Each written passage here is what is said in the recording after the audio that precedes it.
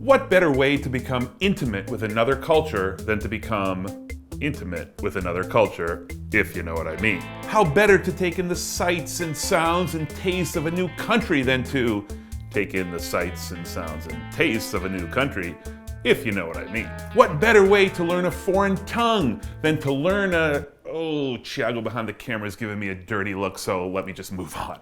What I'm saying is, a little romance on the road can be a great experience, but it can also be a minefield. Sex is complicated enough in your own country, or it certainly is in the United States, I don't know where you are, but add to that the misunderstandings that can come with different moral codes and family relationships and language differences, and more than anything else, economic imbalances between a traveler and a local, and things get very tricky. And in my view, it is the traveler, not the local, that has the bulk of the responsibility here as you flit in and out of someone's life, likely never to be seen again. Look, I have way less experience with this topic than I'd like to, but I do have a few stories and a few hard lessons learned about the pros and cons and ups and downs of being globally curious, if you know what I mean.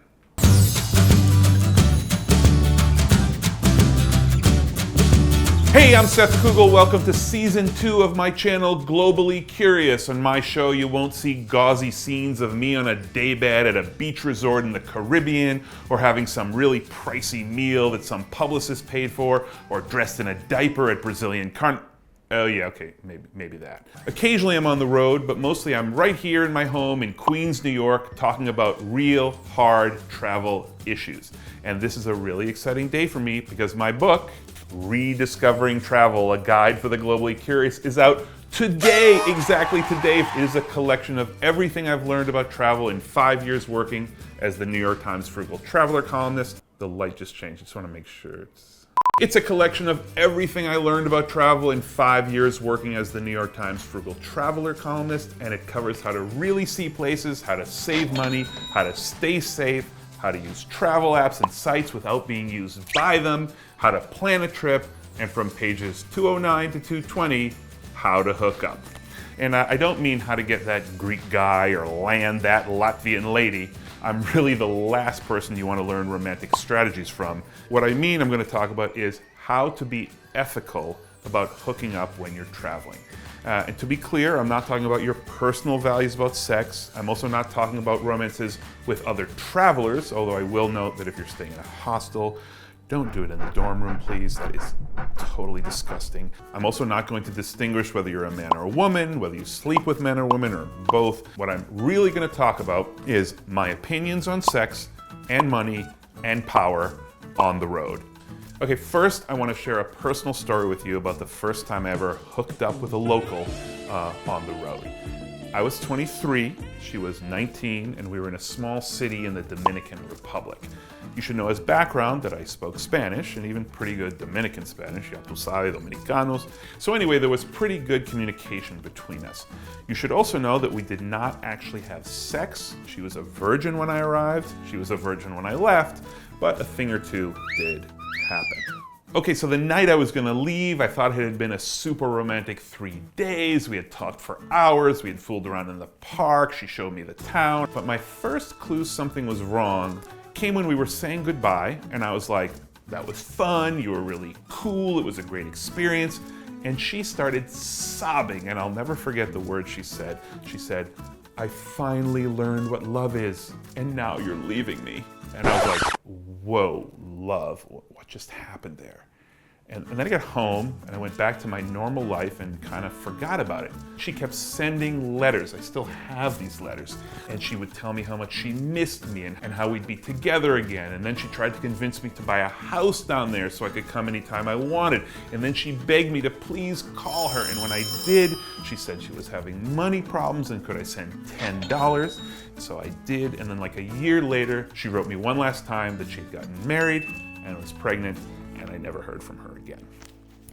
I don't know for a fact how her experiences with me affected her life. Maybe it was positive, maybe it was negative, but it was definitely not what I intended, and I'm pretty sure I shouldn't have done it or maybe done it in a different way. Just by the very fact that I had been able to fly from New York to her country, it was clear I was from a different universe and held the extreme upper hand, and we had obviously had really, really different expectations. So from then on, when I was in poorer countries, I always treaded very carefully. I was really concerned that something like this would happen again.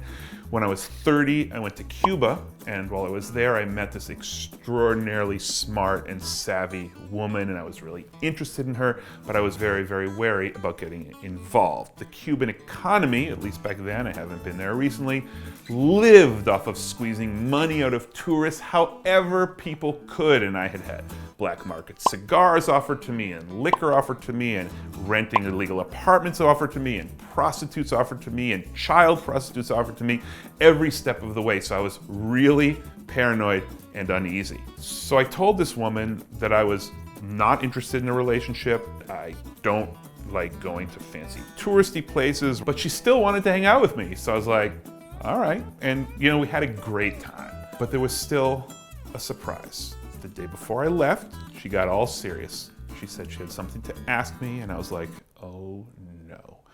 And then she asked me to research Italian divorce law when I got back to the US.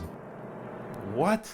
So she told me she had this Italian boyfriend who would come and visit her every 6 months, and he wanted to marry her and get her out of Cuba, which she really wanted to do as long as she could leave him as soon as she could get permanent residence in Italy without risk of being deported. So I got home and I did research Italian divorce law and found the information, but I also started reading about this strange world in developing countries where poorer women rope in rich foreign boyfriends, tourists, for what seems like romance to them, but then they convince them to buy stuff for them and even send them money after they get back home.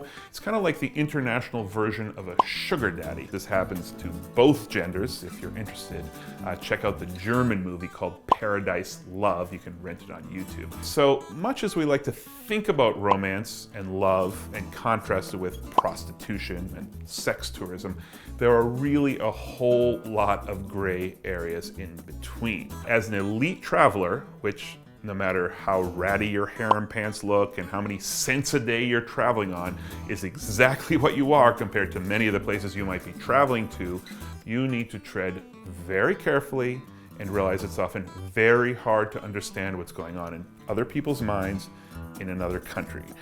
I think it all kind of boils down to one rule.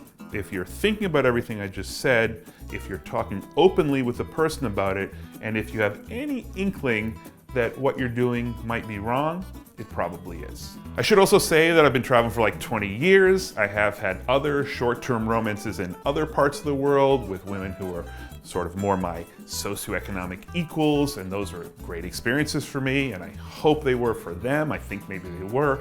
So if you do it right, if you're open about what's going on, if it's clear you're probably not coming back, romance can be a great way to learn about another culture in a way that is very hard to do in the short term just by like making friends with the guy at the cafe. And what I mean by that is learning everything from improving your language skills to finding out about other people's values, to what their houses are like, to local underwear styles, which can actually be very, very weird in other countries. Now, of course, you could find out about foreign underwear in other ways. You could lose your suitcase and have to buy some emergency skivvies, or you could go snooping around the underwear section at local clothing shops, which is actually not that bad of an idea. But the best way of all is to see some underwear in its natural habitat, if you know what I mean. Anyway, I talk a whole lot more about this in the book, which you can get from the local bookstore or monstrous multinational corporation of your choice. All the links are at globallycurious.travel and in the descriptions. I'll see you in the comments.